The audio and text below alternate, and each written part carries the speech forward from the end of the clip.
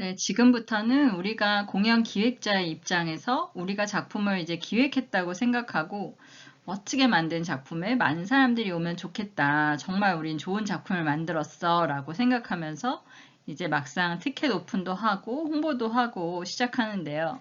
우리가 생각하는 것보다 사람들이 관심을 갖지도 않고 심지어는 이제 궁금해하지도 않는구나 하면서 좌절하기도 하고 때로는 상상 밖으로 너무나 반응이 좋아서 쓰러지기도 하는데요. 우선 사람들이 왜 공연을 보러 오지 않을까요? 네, 이거에 대해서 한번 생각해 볼 필요가 있는데요. 여기에 있는 내용들은 여러분 선배들이 했던 답들이었고 실제로 많은 사람들이 이러한 이유를 대요. 거리가 멀어서 안 온다. 비용이 많이 든다. 같이 볼 사람 없어.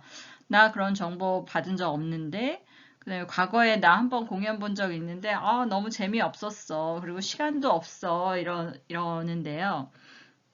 그러면 이렇게 이유를 많이 댔는데 이걸 모두 해결해 주면 어떻게 다 올까요? 여러분, 네, 가까운 곳에서 더 많이 해주고 정보도 많이 주고 그죠? 더 저렴하게 혹은 무료로 수준 높은 작품을 한다라고 생각해 보세요. 그러면 어떻게 올까요? 네, 그렇죠. 여러분들도 이미 알고 계신 것 같아요. 이게 다 해결이 된다고 공연장에 오는 것은 아니라는 거죠. 그래서 공연이나 문화예술 분야, 아마도 모든 분야에서 이제 고민하는 것이 이런 소비자를 개발하기 위해서 굉장히 고군분투하는 이유라고 생각이 드는데요. 그래서 오늘은 특히나 이제 공연 시장에서의 소비자와 관련해서 한번 자세히 들여다보도록 하겠습니다. 우리가 가끔 공연을 보러 갔다가 굉장히 불친절한 직원을 만났다거나 음향이 너무 안 좋아서 귀가 너무 거슬렸을 때 아무리 좋은 공연에 대한 공연이었어도 뭔가 불쾌했던 경험이 있을 텐데요. 훌륭한 작품을 즐겼지만 이제 이것을 망친 것은 어떤 경험에 대한 기억이고 이것이 경험과 기억 간의 이제 수수께끼라고 설명하는데요. 예를 들면 우리의 미래에 대해서도 이제 기대되는 어떤 기억으로 생각하듯이 무엇을 기억하느냐가 굉장히 중요하다는 건데요. 그래서 여기 있는 굉장히 긍정적이고 더 강하고 이제 즐거운 경험을 했을 때 기대감이 형성되는 거고 반대로 이제 나쁜 기억의 영향력이 더 클 경우에는 다시는 공연장을 찾지 않는 이제 비전향 시도자가 된다는 어떤 설문조사 결과도 있었는데요. 그런데 재밌는 게 지속적으로 반복해서 공연을 관람한 사람들의 경우에는 이런 이탈률이 떨어진다고 해요. 실제로 여러분들 영화 좋아하시죠? 근데 잘 보면 우리가 영화를 볼 때마다 항상 재미있지는 않다라는 거거든요. 사실 10편 보면 여러분 몇 편 정말 재미있게 보나요? 네, 한두 편 사실 아주 재미있거든요. 그런데 왜 계속해서 영화를 보고 싶고 또 보게 될까요? 이제 이게 이런 기억할 만한 경험의 어떤 창조라는 거죠. 친숙함이 남아있다라는 거예요. 그래서 초기에 우리가 갖는 기억할 만한 어떤 경험의 창조가 매우 중요하다는 건데 여러분들 중에서도 이제 공연과 관련해서 나는 별로 좋아하지 않고 안 보는 것들이 있어요. 특히 어떤 클래식, 무용, 국악 이런 것들은 거의 안 보거든요. 이게 여러분들이 과거에 경험했던 무언가가 남아있는 거죠. 여러분 기억에. 너무 재미없고 지루해. 그래서 다시는 이제 보려는 어떤 시도도 안 한다는 건데 어떤 경우에 뭔가를 만나서 되게 재미있는 거구나라는 그쵸? 기억할 만한 경험이 창조될 경우에는 이제 다시 뭔가 기대감을 만들어줄 수 있지 않을까 합니다. 그래서 우리는 소비자의 행동에 대해서 좀 이해할 필요가 있는데요. 어떠한 동기에 따라서 티켓을 구매하고 어떤 이유로 티켓을 또 재구매하는지, 그 다음에 오지 않는 이유는 뭐고, 그죠? 공연 만족감이나 즐거움을 주는 요인은 무엇인지 이것도 공연을 보기 전에 어떤 기대감이나, 그쵸? 호기심을 유발하는 요인 혹은 공연 관람 후에 느끼는 어떤 만족감, 이게 분리되겠죠. 그다음에 공연 예술 조직에 대한 어떤 충성도나 이건 아티스트에 대한 충성도를 형성시키는 것은 무엇인지 이러한 것들에 대해서 좀 구체적으로 알아볼 필요가 있고 우리는 굉장히 어떤 작품에 대해서 이야기를 할 때 명성을 굉장히 중요하게 생각하거든요. 그래서 작품의 명성이나 혹은 출연자, 혹은 대단한 어떤 연출가나 스태프들을 내세워서 흥미나 관심을 이제 유발하기도 하는데요. 어떻게 여러분은 거기에 혹하시나요? 모든 사람들이 그렇지는 않다라는 거죠. 아, 그렇게 대단한 사람들이 오는구나, 혹은 그런 대단한 작품이구나, 라고 알고는 있더라도 보러 안 간다는 거죠.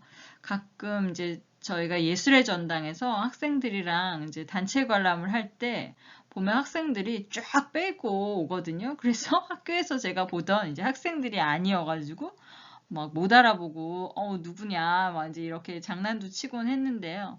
이렇게 사람들이 어떤 명성이 있다라고 하면 특히 이제 예술의 전당에서 무슨 오페라를 본다 그러면 일단 내가 뭔가 어떻게 차려입고 가야 돼 이제 이런 부담을 가질 수도 있고 또 너무 어려운 거 아니야? 나 같은 사람이 이해할 수 있는 거야?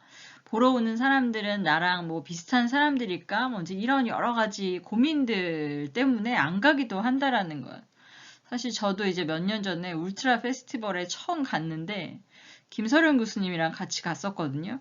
근데 우리 둘이 의상을 심하게 아주 망쳐가지고 축제에 함께 즐기지 못했던 경험이 있어요. 근데 어쨌든, 네. 사람들은 생각보다 높은 명성에 대해서 부담을 느끼기도 한다라는 거예요. 그래서 우리가 원하는 소비자가 누구이고 어떤 생각을 하고 있고, 그쵸? 어떤 거에 호기심을 느끼는지 고민을 할 필요가 있다라는 거예요. 이런 명성을 좋아하고 높은 수준의 뭐를 원하는 사람들과 그렇지 않은 사람들이 다르다는 거죠. 그리고 어떤 사람들은 좀 새롭고 덜 친숙한 작품일 때 호기심을 느끼기도 하거든요. 저 같은 경우에 뭔가 새로운 걸 도전한다 그러면 꼭 가서 보고 싶거든요. 이제 이런 식으로 사람마다 다르다 이런 것들을 파악할 필요가 있겠습니다. 그래서 우리가 만약에 명성에 부담을 느끼는 사람들보다는 조금 새롭고 편안하게 오셔도 된다는 이야기를 하고 싶을 때 어떻게 홍보 카피가 바뀔 수 있는지 이제 비교해 보시면 딱 알 수 있을 것 같은데요. 여러분들은 이제 위에 있는 천재적인 음악가가 공연장에 오다라는 카피하고 윈턴 마셜리스, 뭐 이 사람은 잘 모르겠지만 어쨌든 이 사람이 이곳에 왔을 때 공연장에는 신기에 가까운 그의 트럼펫 소리가 울려 퍼졌습니다. 이렇게 카피를 쓸 때 여러분은 어떤 카피가 더 끌리시나요? 네, 둘 다 관심 없으시다고요? 네, 네, 실패했네요. 네. 그래서 선택의 심리학이라는 책에서 베리 슈워츠는 선택의 풍요로움이 인간의 정신을 마비시키고 소진시킨다라는 이야기가 있었는데 요즘이 더 그런 것 같죠? 네, 정보의 홍수 속에서 우리가 취사 선택하기도 힘들어서 햄릿증후군도 겪고 있고 선택의 신화라고 해서 또 어떤 위협이나 스트레스를 느낄 때는 실제로 우리는 굉장히 익숙한 사물이나 사람과 상품을 좋아한다라는 거예요. 그래서 완벽한 상품이라는 거는 실제로는 우리가 습관이나 어떤 강요에 의해서 그쵸? 광고에 혹해가지고 구매하면서도 구매한 사람이 생각하기에는 이건 나의 의지야. 그리고 내가 합리적으로 선택한 어떤 상품이야 라고 느낄 때 가장 완벽한 상품이라는 거죠. 그래서 우리도 뭔가 자유의지, 그다음 합리적인 선택에 의해서 네가 구매하고 관람한 것처럼 느끼도록 만들어줄 필요가 있다라는 겁니다. 그래서 인간 행동에 관한 연구에서 보면 사람들은 뭔가 위험과 불확실성이 클 때는 이득에서 얻는 이득보다는 이제 손실에 대한 이제 공포가 훨씬 크다라는 거예요. 사실 공연이라는 것은 이렇게 불확실성을 굉장히 많이 가지고 있는 건데요. 그 이유는 우리가 돈도 많이 들지만 시간도 굉장히 많이 들고 공연을 우리 바로 집 옆에 있는 게 아니고 그쵸? 공연장까지 찾아가야 되고 심지어는 지역을 이동해서까지 보러 가기 때문에 이런 불확실성이 큰 공연 같은 경우에는 여기 밑에 있는 것처럼 정말 사람들이 고민하는 지점들이 굉장히 많다라는 거예요. 그런데 실제로 우리가 공연과 관련된 홍보나 광고되는 내용을 보면 뭔가 골수 팬들만이 알 수 있는, 그쵸? 공연자나 작곡가나 안무가나 뭐 등등등등 별로 알 수 없는 이름들이 쭉 나열돼 있거나 내용들을 소개하고 있다라는 거죠. 그럼 우리는 이렇게 공연을 내가 이해하지 못하면 어쩌지? 사실 이런 고민은 굉장히 많이 일어나는 일이고, 이제 뭐 음악 공연과 관련해서는 내가 잘못된 순간에 박수 치지 않나? 그쵸? 그래서 막 박수 치는 그 타이밍에 옆에 사람들이 박수 칠 때 따라치고 이제 그러잖아요. 그리고 아마도 제일 많이 고민하는 것 중에 하나가 지루하면 어떡하지? 중간에 나올 수 있나? 근데 내가 돈을 투자했는데 지루하면 내 돈이 아깝지 않나? 뭐 이런. 그 다음에 이제 우리 여기 보면은 전공자가 아니어도 내가 과연 그 공연을 감상할 수 있을까? 그래서 저희가 미술관을 안 가는 여러 이유 중에 하나도 내가 미술에 대해서 모르는데 그 미술을 보고서 내가 어떤 그죠? 감동이나 영감을 얻을 수 있는지, 뭐 여러 가지 이런 고민들이 있는데, 여러분들이 이제 학기 말에 하는 기획서 작성을 하고 여러분들이 작품을 만들 때 나는 어떤 사람을, 그쵸? 우리 공연의 대상으로 할까 해서 이런 것들에 대한 고민을 하는 사람들인지 아니면 이런 고민 전혀 안 하는 골수팬인지 이게 중요하다는 거예요. 그래서 우리가 대상으로 하는 사람에 따라서 유인할 수 있는 요소와 장애 요인을 제거하는 이런 것들을 알려줘야 된다라는 거죠. 이런 것들 알고 가시면 좋을 것 같아요.